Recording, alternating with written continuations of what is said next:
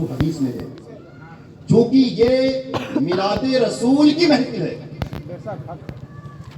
یہ میلاد رسول کی محفل ہے، اور ہمیں گفتگو کرنی ہے میلاد پہ۔ کس پہ گفتگو کرنی ہے؟ میلاد پہ۔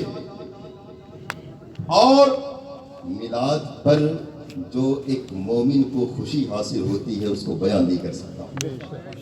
الحمدللہ حضور کی ولادت پر ہم مومنوں کو، ہم سنیوں کو کتنی خوشی ہوتی ہے نا۔ الحمدللہ کسی نے کہا نا، نثار تیری نثار تیری چہل پہل پر ہزاروں عیدیں ربیع الاول، نثار تیری چہل پہل پر ہزاروں عیدیں ربیع الاول، سوائے ابلیس کے جہاں میں سبھی تو خوشیاں منا رہے ہیں۔ وہ خوشیاں منانے والا کون ہے؟ وہ خوشی منانے والا سنی ہے یار، اہل سنت و جماعت ہے، جو نبی کی ولادت پر کل بھی خوشی منا رہا تھا اور آج بھی خوشی منا رہا ہے اور قیامت تک خوشی مناتا رہے گا۔ قسمت کی بات ہے یار، نصیب کی بات ہے یار۔ ہمارے نصیب میں نبی کی ولادت کی خوشی منانا لکھ دیا گیا ہے، تو ہمیں قیامت تک منانا ہے یار۔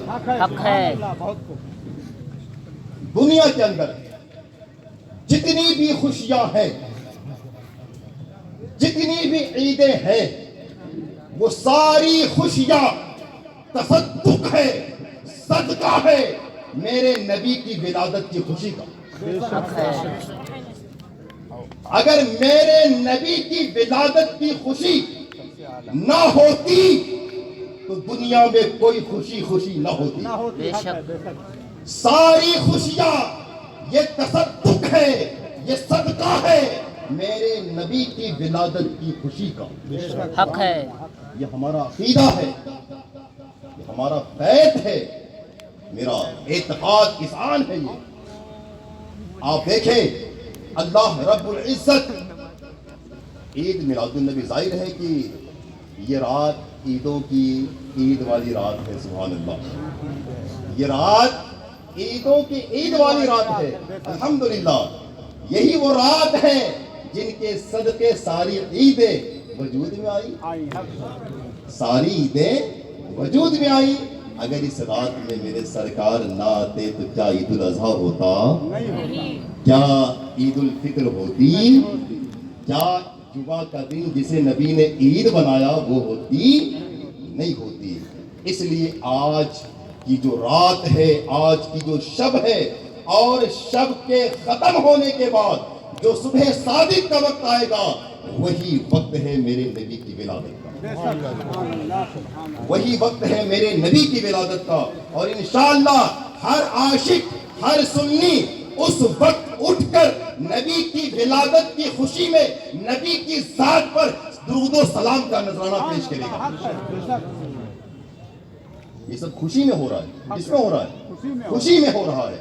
خوشی کی بات آ گئی نا تو میں آپ کو قرآن سے حوالہ دے دوں۔ قرآن اللہ فرماتا ہے، میں نہیں کہہ رہا ہوں، نبی کی ولادت پر خوشی منانا، خوش ہونا یہ میرا کوئی حکم نہیں ہے، یہ علماء کا حکم نہیں ہے، یہ مشائخ کا حکم نہیں ہے، بلکہ یہ تو کتابوں میں جو سب سے اعلیٰ کتاب ہے، جو اللہ کی کتاب ہے، اللہ رب العزت نے قرآن مقدس میں ارشاد فرماتا ہے۔ کیا فرماتا ہے؟ سنیے، قُلْ بِفَضْلِ اللَّهِ وَبِرَحْمَتِهِ فَبِذَلِكَ فَلْيَفْرَحُوا۔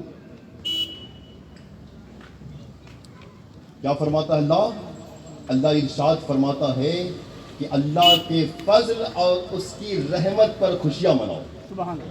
کیا فرماتا ہے؟ اللہ کے، دیکھیں غور سے سنیے گا میری بات کو، میں کیا کہنے جا رہا ہوں، قرآن کی بات بتا رہا ہوں میں۔ قرآن سے نبی کی ولادت پر خوشی منانے کو ثابت کر رہا ہوں میں، قرآن سے ثابت کر رہا ہوں میں۔ غور سے سنیے گا اللہ کیا ارشاد فرماتا ہے۔ اللہ ارشاد فرماتا ہے، میرے فضل پر اور میری رحمت پر خوشی مناؤ، میرے فضل پر میری رحمت پر خوشی مناؤ۔ پتہ ہے اسی قرآن میں اسی قرآن میں دوسری جگہ اللہ فرماتا ہے ان اللہ لا یحب الفرحین، اللہ تبارک و تعالی خوشیوں میں دھومیں مچانے والے کو پسند نہیں کرتا، خوشیوں میں اترا کر خوشیاں منانے والے کو اللہ پسند نہیں کرتا۔ ایک طرف اللہ ناپسند کر رہا ہے، ایک طرف خوشیاں اترا کر منانے والے کو ناپسند کر رہا ہے، اور ایک طرف اللہ کہہ رہا ہے کہ جب میرا فضل آ جائے، میری رحمت آ جائے تو خوشیاں مناؤ۔ اب سوال یہ ہے کہ فضل سے کیا مراد ہے؟ فضل سے کیا مراد ہے؟ رحمت سے کیا مراد ہے؟ بھائی کوئی آپ سے سوال کر سکتا ہے، آپ اگر قرآن کی اس آیت کو کہیں بیان کرتے ہیں اور آپ ترجمہ یہ کرتے ہیں، ٹرانسلیٹ یہ کرتے ہیں کہ اللہ کے فضل اور اس کی رحمت پر خوشیاں مناؤ، اور آپ دلیل یہ دے رہے ہو کہ میرے نبی پیدا ہوئے ہیں، پیدائش کی خوشی کا حکم اللہ دے رہا ہے، تو آپ تو ترجمہ یہ تو نہیں کر رہے نا کہ اللہ کی ولادت پر خوشیاں مناؤ۔ آپ ترجمہ کیا کر رہے ہیں؟ آپ ترجمہ کر رہے ہیں اللہ کے فضل پر خوشیاں مناؤ اور اللہ کی رحمت پر خوشیاں مناؤ۔ اب دیکھیں فضل سے کیا مراد ہے۔ فضل سے میں کسی مفسر کا قول نہیں بیان کرنے والا، میں کسی مفسر کا قول نہیں بیان کرتا اس معاملے میں۔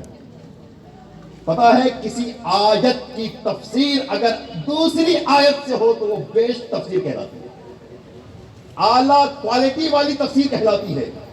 اگر ایک آیت کی تفسیر دوسری آیت سے ہو جائے، قرآن کی ایک آیت کی توضیح دوسری آیت سے ہو جائے تو کسی تفسیر کی ضرورت ہے کیا؟ دوسری کسی تفسیر کی ضرورت ہے کیا؟ نہیں ہے۔ دیکھیں فضل سے کیا مراد ہے۔ اللہ رب العزت ارشاد فرماتا ہے لقد من اللہ علی المؤمنین اذ بعث فیہم رسولا، اللہ تبارک و تعالی نے مومنوں پر احسان کیا کہ انہی میں سے ایک رسول بھیجا، ایک رسول بھیجا۔ اس آیت میں فضل کا معنی احسان ہوتا ہے، فضل کا معنی احسان ہوتا ہے۔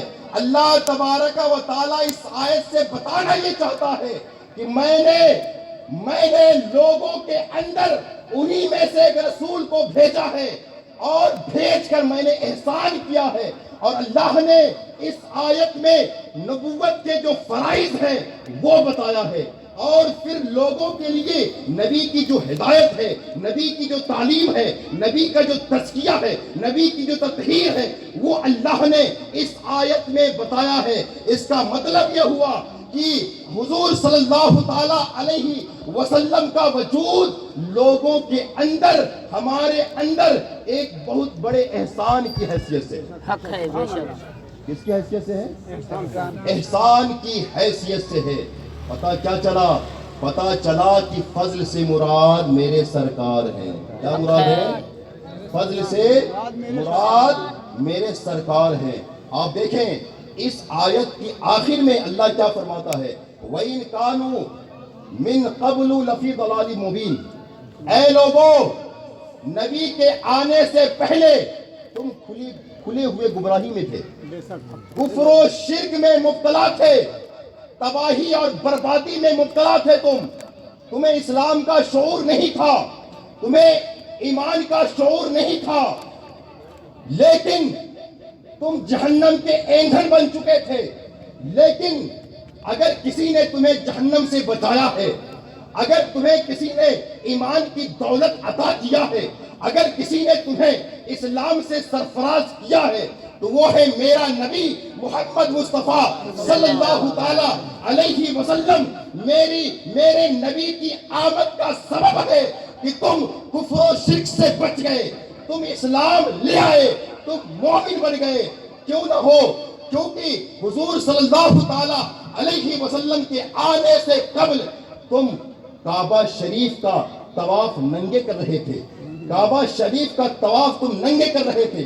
کعبہ شریف جو میرا وحدت قدا تھا، جو میرا توحید کا مرکز تھا، کعبہ شریف جس میں 360 بت تھے، کعبہ شریف جن کے ارد گرد جن کا تم طواف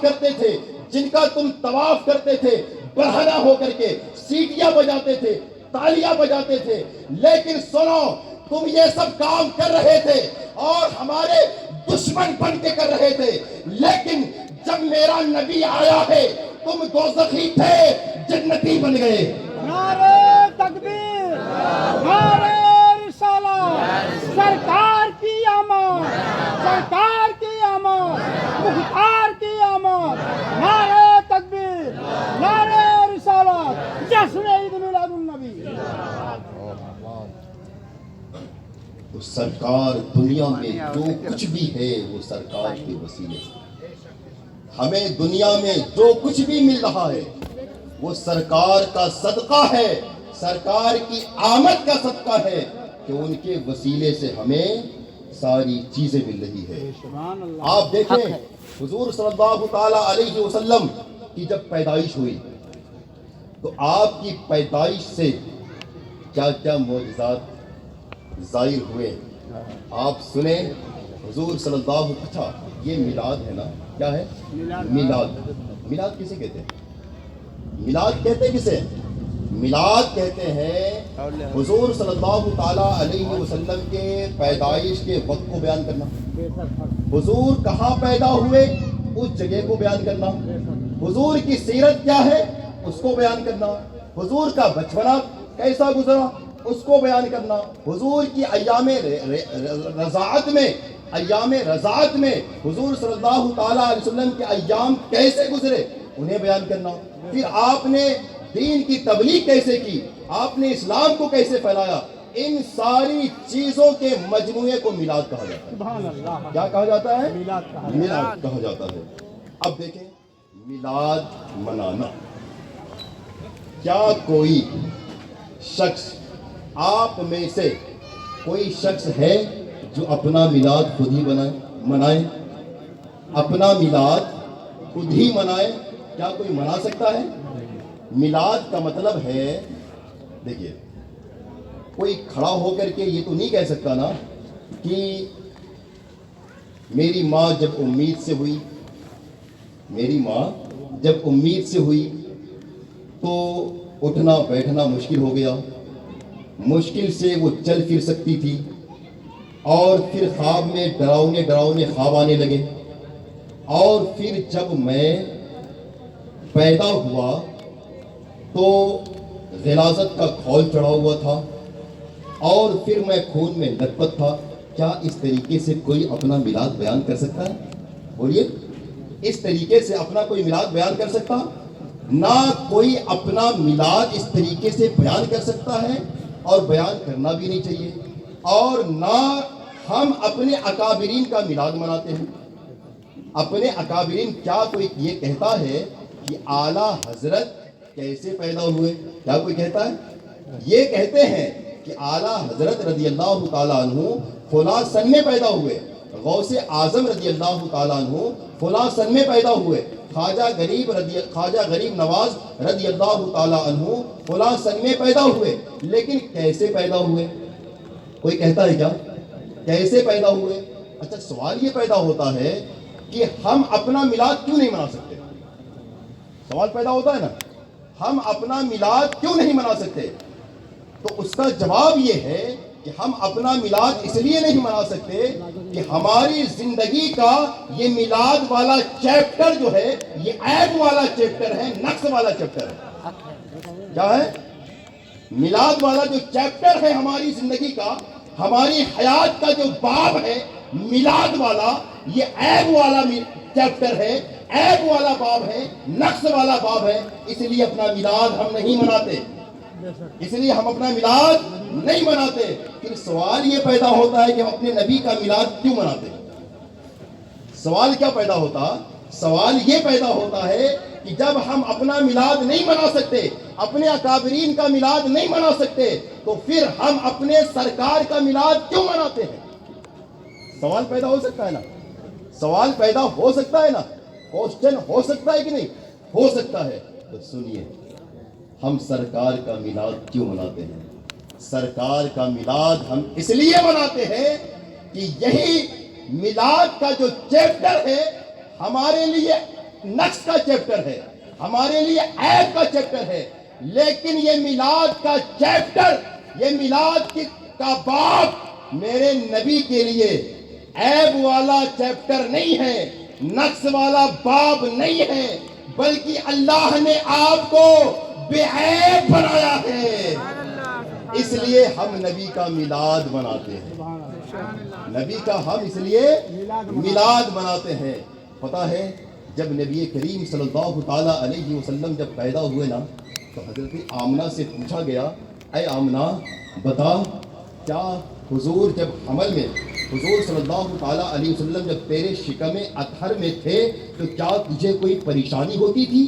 کیا تجھے کوئی مشکل پیش آتی تھی؟ پتہ ہے حضرت آمنہ رضی اللہ تعالیٰ عنہ ارشاد فرماتی ہے کہ جب حضور صلی اللہ تعالیٰ علیہ وسلم میرا لخت جگر جب میرے شکم اطہر میں تھے تو مجھے کوئی پریشانی نہیں ہوتی تھی، کوئی مشکل نہیں ہوتا تھا، جبکہ میں آسانی کے ساتھ چل پھر سکتی تھی، آسانی کے ساتھ اٹھ بیٹھ سکتی تھی۔ جب میں چلتی تھی تو ایسا لگتا تھا کہ پتھر موم ہو جایا کرتا تھا، پتھر موم ہو جایا کرتا تھا۔ ایک مرتبہ حضرت آمنہ فرماتی ہے کہ میں اپنی سہیلیوں کے ساتھ پانی بھرنے جا رہی تھی کنواں میں، جیسے ہی جب پانی بھرنے میں گئی کنواں کے پاس، میری سہیلیاں پانی بھر رہی تھی، انہوں نے بالٹین کو کنویں میں ڈالا اور ڈالنے کے بعد سبوں نے بالٹین کے ذریعے پانی کو نکالنے کے بعد باہر لایا، اور جب میری باری آئی تو مجھے ڈول اندر ڈالنے کی ضرورت نہیں پڑی، جیسے ہی میں نے ڈول کو اوپر رکھا ہے پانی نیچے سے اوپر آ گیا، پانی اوپر سے نیچے سے اوپر آ گیا ہے۔ یہ میرے نبی کی ولادت کا معجزہ ہے، میرے نبی کی ولادت کی برکت ہے کہ حضور صلی اللہ تعالیٰ علیہ وسلم کی برکت سے پانی نیچے سے کہاں آ گیا؟ اوپر آ گیا۔ اچھا ایک بات بتائیں، حضور صلی اللہ تعالیٰ علیہ وسلم اس وقت پیدا ہوئے جب حضرت آمنہ کے گھر میں چراغ بھی نہیں تھا۔ کیا نہیں تھا؟ ارے چراغ جلانے کے لیے تیل نہیں تھا آپ کے گھر میں۔ حضرت آمنہ رضی اللہ تعالیٰ عنہا کے گھر میں چراغ جلانے کے لیے تیل نہیں تھا، اندھیرا خوب اندھیرا تھا، تاریک گھر تھا، تاریک دور تھا۔ اس وقت اللہ تبارک و تعالیٰ نے آپ کو پیدا کیا۔ میں نے پوچھا خدا سے، اے خدا بتا، تو نے اندھیرے میں اس گھر میں اپنے نبی کو مبعوث فرمایا، اس گھر میں اپنے نبی کو پیدا فرمایا جس گھر میں چراغ جلانے کے لیے تیل بھی نہیں ہے۔ نبی کو روشنی میں پیدا کرتا، نبی کو اجالے میں پیدا کرتا، لیکن تو نے اس گھر میں پیدا کیا کہ جس گھر میں چراغ جلانے کے لیے تیل نہیں ہے، گھر اندھیرا ہے۔ حضرت حلیمہ سعدیہ کے ایک پستان سے دودھ نہیں آ رہا ہے، بکریوں کے تھنوں میں دودھ نہیں ہے، اور سواری کا یہ عالم ہے کہ سواری لاگر و ناتواں ہے، کمزور ہے، مضبوط نہیں ہے۔ پتہ ہے اللہ تبارک و تعالیٰ کی طرف سے جواب آتا ہے کہ میں نے اپنے نبی کو، اپنے آقا کو تاریک میں اس لیے پیدا کیا تاکہ اس سے میرے نبی کی شان ظاہر ہو، میرے نبی کی شان ظاہر ہو۔ اللہ فرماتا ہے کہ میں نے تاریک میں، اندھیروں میں، گھٹا ٹوپ اندھیروں میں اپنے نبی کو مبعوث اس لیے کیا کہ اگر پہلے ہی سے روشنی ہوتی، اجالا ہوتا، اور ولادت کے وقت حضرت آمنہ وہ چیز دیکھتی جو حضرت آمنہ کو ولادت کے وقت نظر آتی، لیکن جب حضرت آمنہ یہ کہتی کہ میں نے روشنی میں شام کے محلات کو دیکھ لیا، تو لوگ یہ کہتے یہ حضور کی روشنی کا کمال نہیں ہے، بلکہ پہلے سے جو روشنی تھی، پہلے سے جو اجالا تھا، اس کا کمال ہے۔ میں نے نبی کو اندھیرے میں پیدا اس لیے کیا تاکہ نبی کی ولادت پر ایک نور روشن ہو، ایک روشنی ظاہر ہو، اور اس روشنی میں حضرت آمنہ شام کے محلات دیکھ لیں، اور حضرت آمنہ یہ کہے کہ جب میرے لخت جگر کی ولادت ہوئی تو میں نے دیکھا ایک نور ظاہر ہوا، میں نے دیکھا ایک روشنی ظاہر ہوئی اور اس روشنی میں میں نے شام کے محلات دیکھ لیے اور میں نے یہ بھی دیکھا کہ حضرت جبریل علیہ السلام نازل ہوئے ہیں اور آپ نے ایک جھنڈا مشرق میں گاڑا ہے، ایک جھنڈا مغرب میں گاڑا ہے اور ایک جھنڈا کعبے کے چھت پہ گاڑا ہے۔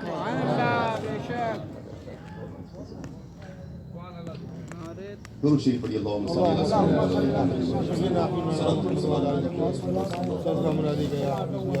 علیکہ یا رسول اللہ صلی اللہ تعالی علیہ وسلم۔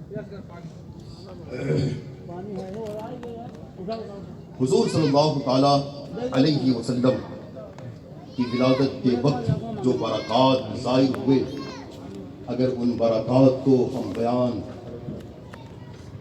کرنا شروع کریں تو وقت گزر جائے گا، یہ رات گزر جائے گی، لیکن برکات کو ہم بیان نہیں کر سکتے۔ اچھا، ایک بات اور، حضور صلی اللہ تعالی علیہ وسلم جب پیدا ہوئے نا تو آپ نے پتہ ہے سب سے پہلا کام کیا کیا تھا؟ آپ نے سب سے پہلا کام یہ کیا تھا کہ آپ نے اپنے سر کو سجدے میں رکھ دیا۔ کیا کیا تھا؟ آتے ہی آپ کی ولادت ہوئی اور آپ نے اپنی پیشانی کو سجدے میں رکھا۔ کیوں؟ آپ نے یہ پہلا کام کیوں کیا سجدے والا؟ پتہ ہے؟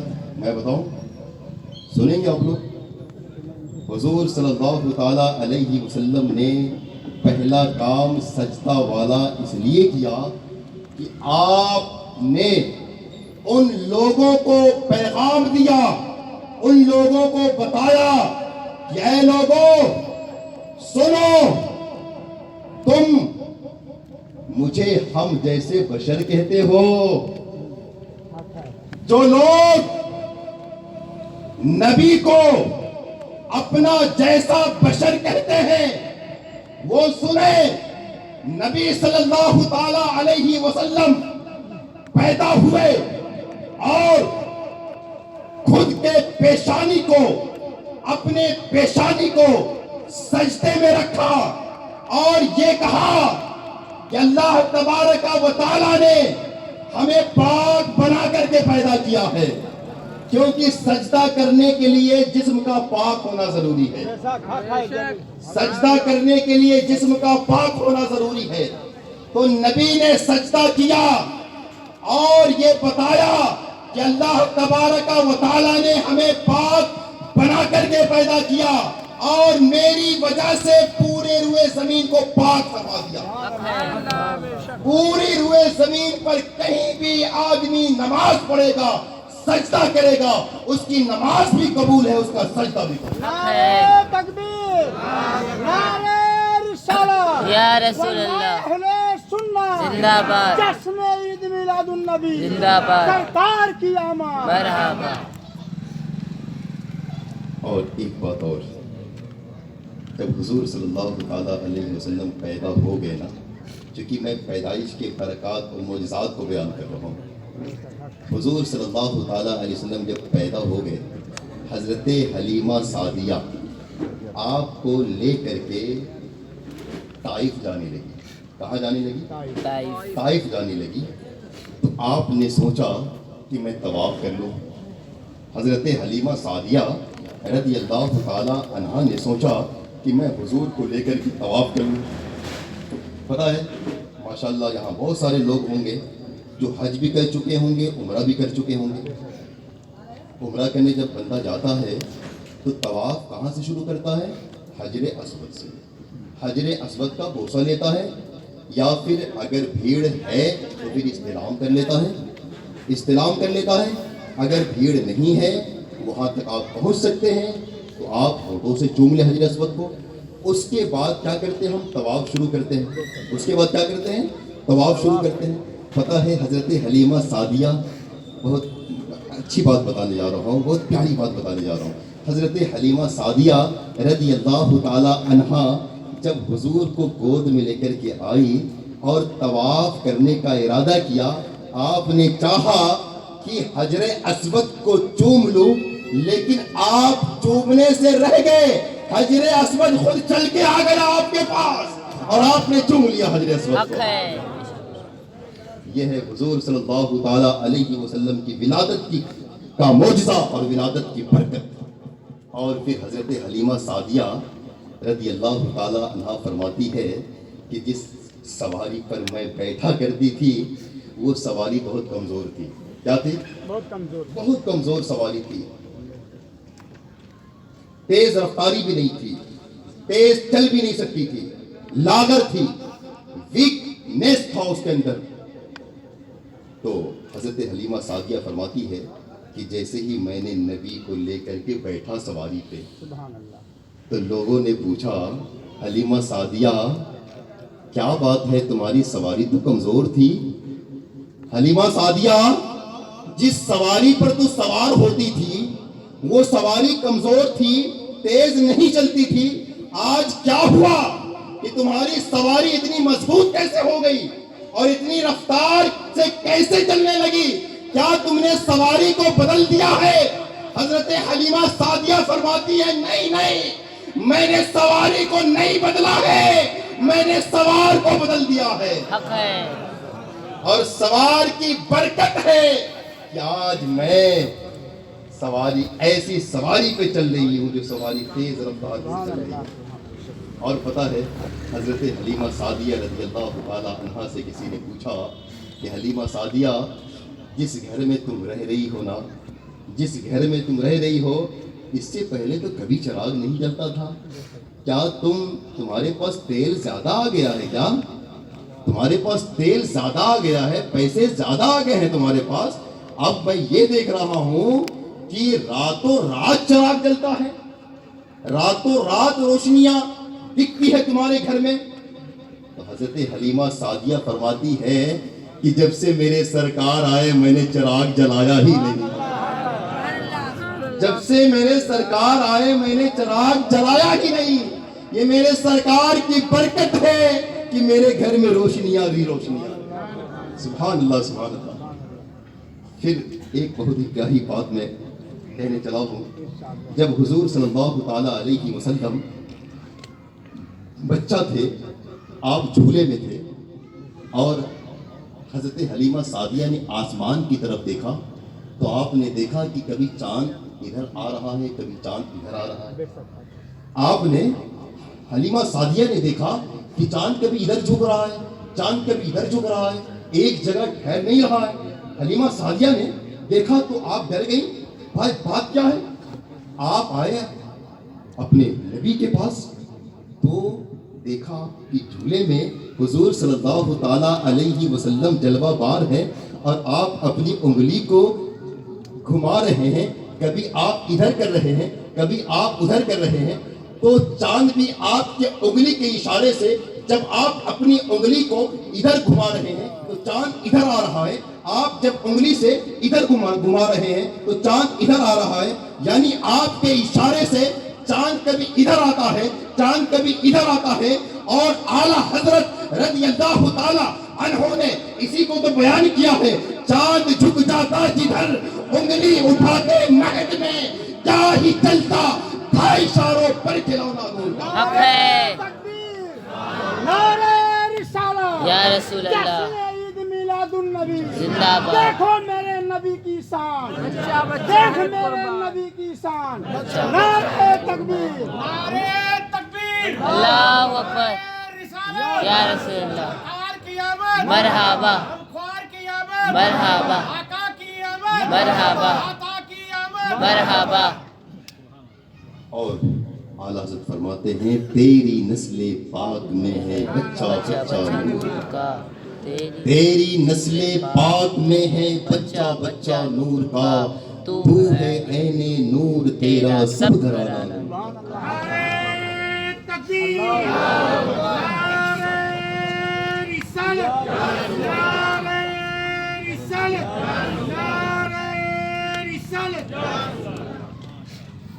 اب میں ولادت کے چیپٹر کو ختم کرتا ہوں. اب میں آتا ہوں ان باتوں کو بیان کرنے کی طرف جن باتوں کو لے کر کے کچھ لوگ ہمارے سنی مسلمانوں کے ذہن میں وسوسہ ڈالتے ہیں. کیا ڈالتے ہیں؟ وسوسہ ڈالتے ہیں، اور یہ کہتے ہیں کہ میلاد منانا بدعت ہے، نبی کا اللہ کا حکم نہیں ہے، نبی کی سنت نہیں ہے، صحابہ نے نہیں منایا، تابعین نے نہیں منایا، یعنی اس سے پہلے جتنے بھی بزرگان دین ہیں کسی نے میلاد نہیں منایا۔ یہ کہہ کر کے کچھ لوگ سے آپ سمجھ گئے ہوں گے وہ کون لوگ ہیں۔ پھر میں پڑھتا ہوں نثار تیری چہل پہل پر، ارے پڑھو بھائی، نثار تیری، نثار تیری، نثار تیری، ہزاروں عیدیں، ہزاروں عیدیں، ہزاروں عیدیں۔ دوسرا مصرع تو پڑھو یار۔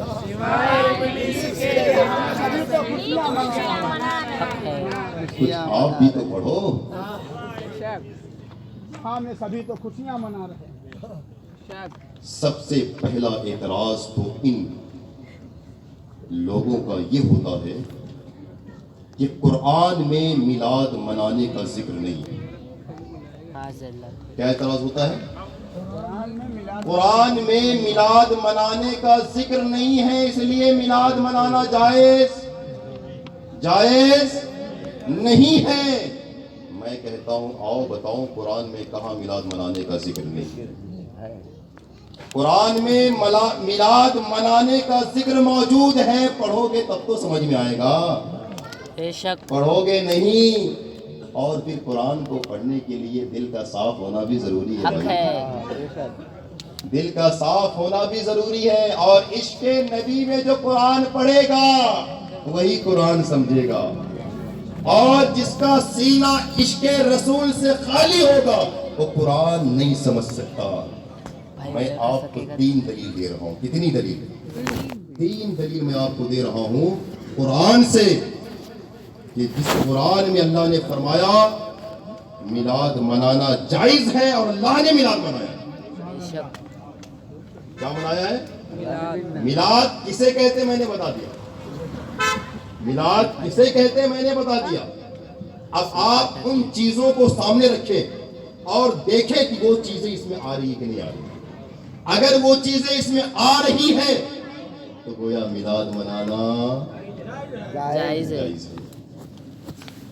اللہ رب العزت قرآن مقدس میں ارشاد فرماتا ہے لقد من اللہ علی المؤمنین اذ بعث فیہم رسولا۔ یہ میں نے پڑھا تھا اور میں نے اس کا ترجمہ بھی کیا، لیکن اب میں اس کو اس لیے بیان کر رہا ہوں وٹنس کے طور پہ، دلیل کے طور پہ، اس کے طور پہ دلیل کے طور پہ، ثبوت کے طور پہ میں بیان کر رہا ہوں۔ اللہ تعالیٰ نے مسلمانوں پر، مومنوں پر احسان فرمایا۔ کیا احسان فرمایا؟ کہ انہی میں سے ایک رسول کو مبعوث فرمایا، انہی میں سے۔ تو اللہ نے نبی کی بعثت، نبی کی ولادت کا ذکر کیا کہ نہیں کیا؟ حق ہے۔ نبی کی ولادت کا ذکر کیا کہ نہیں کیا بھائی؟ تو نبی کی ولادت کا ذکر کون کر رہا ہے؟ اللہ کر رہا ہے۔ تو اگر ہم نبی کی ولادت کا ذکر کر رہے ہیں اور نبی کی ولادت کا جشن منا رہے ہیں تو کس کا حکم ہے یار؟ اللہ کا حکم ہے۔ اللہ کا حکم ہے تبھی تو ہم منا رہے ہیں، تبھی تو ہم۔ لہذا اگر کوئی اس کا انکار کرتا ہے اور ولادت کے ذکر کو نہیں مناتا گویا وہ خدا کے فرمان کا انکار کرتا ہے۔ اور خدا کے فرمان کا انکار کرنے والا مسلمان ہو سکتا؟ بولیے، مسلمان ہو سکتا؟ مسلمان نہیں ہو سکتا۔ جب مسلمان نہیں ہو سکتا تو کیا ہوگا؟ کافر ہوگا۔ کیا ہوگا؟ مرتد ہوگا۔ دوسری آیت سنیے، دوسری دلیل، اللہ رب العزت ارشاد فرماتا ہے قل بفضل اللہ وبرحمتہ فبذلک فلیفرحوا۔ اللہ کے فضل اور اسی کی رحمت پر خوشی مناؤ۔ میں نے فضل سے تو بتا دیا تھا کہ فضل سے سرکار مراد ہے، نبی مراد ہے۔ اب رحمت سے دیکھو، رحمت سے نبی مراد ہے۔ اللہ ارشاد فرماتا ہے وما ارسلناک الا رحمتا للعالمین۔ اے محبوب ہم نے تمہیں دونوں جہان کے لیے رحمت بنا کر بھیجا ہے. لہذا جب یہاں اللہ کہہ رہا ہے کہ میرے فضل پر اور میری رحمت پر خوشیاں مناؤ، گویا رحمت جب نبی ہے سارے جہان کے لیے تو دوسرے لفظوں میں یوں کہہ سکتے ہو اللہ یہ کہہ رہا ہے کہ میرے نبی کی ولادت پر خوشیاں مناؤ. حق ہے. میرے نبی کی ولادت پر خوشیاں مناؤ. تیسری دلیل الضحیٰ، سورہ الضحیٰ میں وَأَمَّا بِنِعْمَةِ رَبِّكَ فَحَدِّثْ، اور اپنے رب کی نعمت کا خوب چرچا کرو. آپ بتاؤ نبی سے بڑی کوئی نعمت ہے کیا؟ بتاؤ نبی سے بڑی کوئی نعمت ہے تو لے کر کے آئے. میں ان لوگوں سے کہنا چاہ رہا ہوں نبی سے، نبی کی ولادت سے بڑی کوئی نعمت ہے تو ہمیں دکھائے. یہ کائنات، یہ آسمان کا شامیانہ، یہ زمین کا فرش، یہ درخت، یہ شجر، یہ حجر اور یہ رونقیں، یہ دنیا کی شان و شوکت، یہ میرے نبی کی آمد کا صدقہ ہے. جب میرے نبی کی آمد کا صدقہ ہے تو میرے نبی یہ سب سے بڑی نعمت ہوئے کہ نہیں ہوئے؟ اچھا ہم کو یہ نہیں سمجھ میں آتا ہے کہ جب نبی کی ولادت کا ذکر ہوتا ہے تو دلیل مانگتے ہو اور ہر سال اپنے بیٹے کی اس کا سالگرہ مناتے ہو، اپنے بیٹے کا سالگرہ مناتے ہو، برتھ ڈے مناتے ہو تو اس وقت دلیل نہیں مانگتے کوئی؟ ہاں اپنے بیٹے کا سالگرہ منانا جائز ہو گیا اور میرے نبی کا سالگرہ منانا ناجائز ہو گیا. ارے بتاؤ بھائی، میرے نبی کا سالگرہ منانا، میرے نبی کی ولادت کا جشن منانا یہ ناجائز ہو گیا اور اپنے بیٹے کا سالگرہ منانا جائز ہو گیا. اور پھر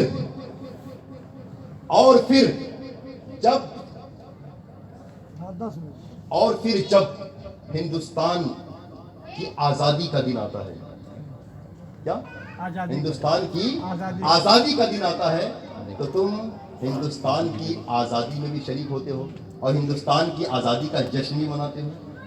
جشن مناتے ہو کہ نہیں مناتے ہو؟ ہر سال مناتے ہیں کہ نہیں مناتے؟ یہ کہاں سے جائز ہو گیا بھائی؟ یہ کہاں سے جائز ہو گیا؟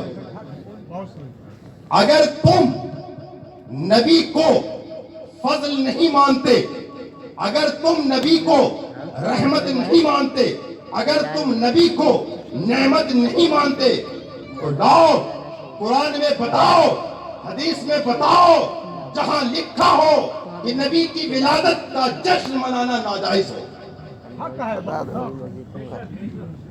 چیلنج میں کر رہا ہوں، قرآن میں اگر کہیں یہ لکھا ہو کہ نبی کی ولادت کا جشن منانا ناجائز ہے تو ہمیں دکھائے. اگر تم نے دکھا دیا تو میں بھی تمہارے عقیدے میں شامل ہو جاؤں گا، لیکن دکھا نہیں سکتے، محال ہے دکھانا. ان کا کیا ہے؟ محال کا مطلب ہو ہی نہیں سکتا. محال کا مطلب ہو نہیں سکتا. نہیں محال ہے دکھانا، یہ ہو ہی نہیں سکتا.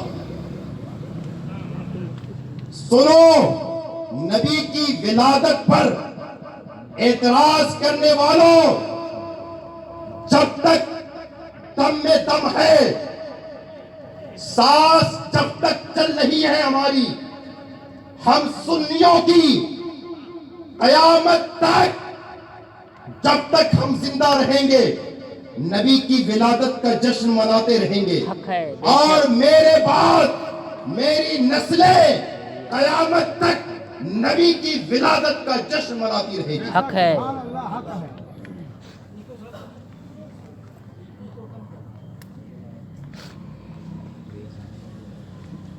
خاک ہو جائے عدو جل کر مگر ہم تو رضا.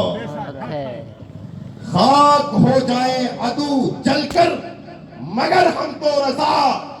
دم میں جب تک دم ہے ذکر ان کا سناتے جائیں. حق ہے. سبحان اللہ. ایک سوال تو یہ ہوا، اس کا جواب مل گیا. دوسرا سوال یہ ہے کہ صحابہ کرام نے کبھی بھی ولادت، جشن ولادت نہیں منایا، اور آپ لوگ اب منا رہے ہو، تو کیا آپ ان سے بڑھ کر عاشق رسول ہو؟ ان سے بڑھ کر عاشق رسول ہو؟ کیا صحابہ عاشق رسول نہیں تھے؟ انہوں نے نہیں منایا اور تم منا رہے ہو، اس کا مطلب یہ ہوا کہ تم ان سے زیادہ عاشق رسول ہو.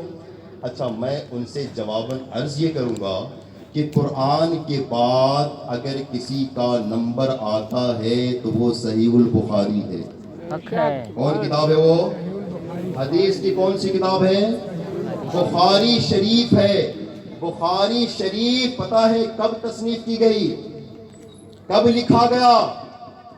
صحابہ کے بعد، تابعین کے بعد، کافی بعد لکھی گئی ہے کتاب. تابعین کے کافی بعد یہ کتاب لکھی گئی ہے. اب دیکھیں، جب امام بخاری رضی اللہ تعالی عنہ جب بخاری شریف میں کوئی حدیث لکھتے تو لکھنے سے پہلے غسل فرماتے تھے. کیا فرماتے تھے؟ ایک حدیث لکھنے سے پہلے غسل فرماتے تھے اور 2 رکعت نماز پڑھتے تھے. کیا پڑھتے تھے؟ نفل نماز پڑھتے تھے. ٹھیک ہے، اب بتائیں، صحابہ کرام میں سے کسی کے بارے میں یہ روایت نہیں ملتی ہے کہ صحابی نے حدیث کو بیان کیا ہو اور بیان کرنے سے پہلے خود کو غسل کیا ہو، 2 رکعت نفل نماز پڑھی ہو. کسی صحابی کے بارے میں یہ روایت نہیں ملتی. یہ کس نے کیا؟ امام بخاری نے. تو کیا معاذ اللہ امام بخاری کو ہم یہ کہہ سکتے ہیں کہ امام بخاری صحابی سے زیادہ عاشق رسول ہے؟ بولیے، کیا یہ کہہ سکتے ہیں کہ امام بخاری حدیث کا ادب زیادہ کرتے تھے، صحابی کم کرتے تھے؟ معاذ اللہ. جو تم یہ اعتراض کرتے ہو، یہ اعتراض تمہارا بیجا ہے، فالتو اعتراض ہے. کروڑوں مالکیوں کے پیشوا حضرت امام مالک رضی اللہ تعالیٰ عنہ، آپ کے بارے میں مورخین نے لکھا ہے کہ آپ مدینہ شریف میں جب تک تھے آپ نے کبھی بھی چپل پہن کر نہیں چلے. مدینہ شریف میں ہمیشہ برہنہ پا چلتے تھے، ننگے پا چلتے تھے. آپ کبھی بھی آپ چپل پہن کر نہیں چلے ہیں، اور کبھی بھی آپ نے قضائے حاجت مدینہ میں نہیں ادا کیا ہے. آپ کو جب بھی پیشاب یا پاخانے کی ضرورت پڑتی، آپ مدینہ شریف میں پاخانہ نہیں کیا ہے، پیشاب نہیں کیا ہے. جب بھی آپ کو ضرورت پڑتی آپ حرم سے باہر چلے جاتے، مدینہ شریف سے باہر چلے جاتے. ہاں، جب آپ بیمار تھے تو مجبوری کا عالم تھا، مجبوری میں آپ نے کبھی بیماری کے عالم میں آپ نے مدینہ شریف میں قضاء حاجت کی ہے. اب بتائیے، امام مالک کیا زیادہ عاشق رسول ہو گئے؟ صحابہ سے بڑھ گئے؟ امام مالک نہیں بڑھ گئے. اس کا مطلب یہ ہوا کہ قرآن نے ہمیں ایک اصول بتا دیا. قرآن نے ہمیں ایک اصول بتا دیا. کیا بتا دیا؟ وَتُعَزِّرُوهُ وَتُوَقِّرُوهُ. کیا بتا دیا؟ وَتُعَزِّرُوهُ وَتُوَقِّرُوهُ. نبی کی تعظیم کرنی ہے، نبی کی تکریم کرنی ہے، لیکن ایسی تعظیم، ایسی تکریم کہ شریعت سے نہ ٹکرائے. بے شک شریعت سے نہ ٹکرائے، قرآن سے نہ ٹکرائے. اور اس میں کوئی قید نہیں ہے کہ نبی کی تعظیم ہمیں کس طرح کریں. نبی کی تعظیم صلاۃ و سلام کی شکل میں کھڑے ہو کر کے پڑھیں صلاۃ و سلام کو، یا بیٹھ کر کے پڑھیں. اس میں کسی قسم کی کوئی قید نہیں ہے. میں ایسے لوگوں کو بتانا چاہتا ہوں، بہت ساری ایسی چیزیں ہیں جو حضور کے زمانے میں نہ تھی، آج تم لوگ کر رہے ہو. آج تم لوگ وہ کر رہے ہو، حضور کے زمانے میں نہیں تھی. تو جب حضور کے زمانے میں نہیں تھی اور تم وہ کر رہے ہو کس بنیاد پہ کر رہے ہو؟ کیا دلیل ہے تمہارے پاس؟ کیا برہان ہے تمہارے پاس؟ کیا قرآن میں کوئی دلیل تم نے حاصل کر لیا ہے، پا لیا ہے، جس کی بنیاد پر تم وہ چیزیں کر رہے ہو جو حضور کے زمانے میں؟ آپ دیکھیں یہ جو مدارس میں جو درس نظامی کا مروجہ جو نصاب ہے یہ حضور کے زمانے میں تھا کیا؟ ہاں ارے یار ہم لوگ حج کرنے جاتے ہیں، عمرہ کرنے جاتے ہیں جہاز پر بیٹھ کر، کیا حضور کے زمانے میں یہ اڑنے والا جہاز تھا کیا؟ ہاں جہاز تھا کیا؟ لیکن کوئی اعتراض کرتا ہے کیا یہ تو بدعت ہے یار، حضور کے زمانے میں نہیں تھا، کیوں جا رہے ہو جہاز سے؟ ہاں ہاں پیدل جاؤ نا یار، پیدل جانا ہے تو پیدل جاؤ، حضور پیدل گئے۔ بس میں اتنا کہوں گا کہ ہماری قسمت میں ایک قسمت کی بات ہے، بس نصیب کی بات ہے، بس ہمارے نصیب میں ہماری قسمت میں نبی کی ولادت کا جشن منانا لکھا ہے، ہم مناتے ہیں، حق ہے بے شک، اور انشاءاللہ مناتے رہیں گے۔ اور اس کی قسمت میں نہیں لکھا ہے، ان کا دل کیا ہو رہا ہے؟ جل رہا ہے۔ پھر پڑھوں گا نثار تیری، سارے لوگ پڑھیں نثار تیری ہزار عید سوائے ابلیس کے جہاں میں سبھی تو خوشیاں منا رہے ہیں۔ اچھا میں ایک بات اور بتا دوں، تصدق بھائی ٹائم ہے نا، ایک بات اور بتا دوں، ایک بات اور بتا دوں۔ اچھا یہ لوگ جو صحابہ پر اعتراض کرتے ہیں، میں کہتا ہوں صحابہ کو چھوڑو، ارے اپنی ولادت تو میرے سرکار نے خود منایا ہے، اپنی ولادت کا جشن میرے سرکار نے خود منایا ہے۔ آپ دیکھیں حدیث شریف کے الفاظ ہیں، ان النبی اقا عن نفسہ بعد النبوہ، نبی کریم صلی اللہ تعالی علیہ وسلم نے، یہ حدیث کہاں ہے پتہ ہے؟ یہ حدیث السنن الکبریٰ میں ہے، یہ حدیث تہذیب التہذیب میں ہے، یہ حدیث تہذیب الکمال میں ہے، یہ حدیث تحبیر الخبیر میں ہے، یہ حدیث مسند ارشاد میں ہے۔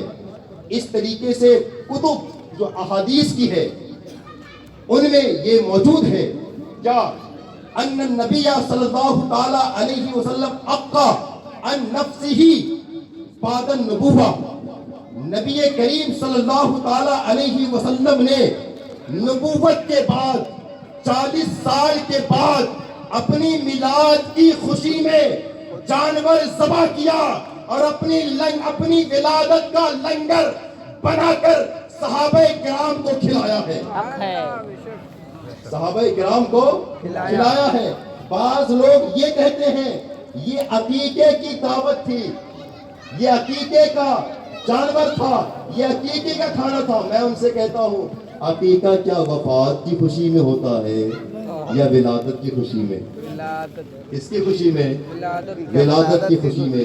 لہذا حضور صلی اللہ تعالی علیہ وسلم نے نبوت کے بعد جانور ذبح کیا اور اپنی ولادت کی خوشی میں لنگر بانٹا، لنگر کھلایا اور یہ اعلان کر دیا، یہ پیغام دیا کہ اے میری امتیوں، میری ولادت کی خوشی میں لنگر بناتے رہنا، لنگریں بانٹتے رہنا، یہ حضور کی سنت ہے۔ اب سنت ثابت ہو جانے کے بعد کون ہے جو انکار کر سکے؟ جشن ولادت رسول کو کون ہے؟ کوئی انکار نہیں کر سکتا۔ بس اپنی بات میں ختم کرتا ہوں، میں خدا کی بارگاہ میں توبہ کرتا ہوں، استغفر اللہ ربی من کل ذنب واتوب الیہ۔ اللہ تبارک و تعالیٰ اس محفل کو قبول فرمائے، اور اس محفل میں جتنے بھی حضرات بیٹھے ہیں اللہ تبارک و تعالیٰ سبوں کے جائز تمناؤں کو پوری فرمائے اور خاص فضل فرمائے، کرم فرمائے۔ السلام علیکم ورحمۃ اللہ وبرکاتہ۔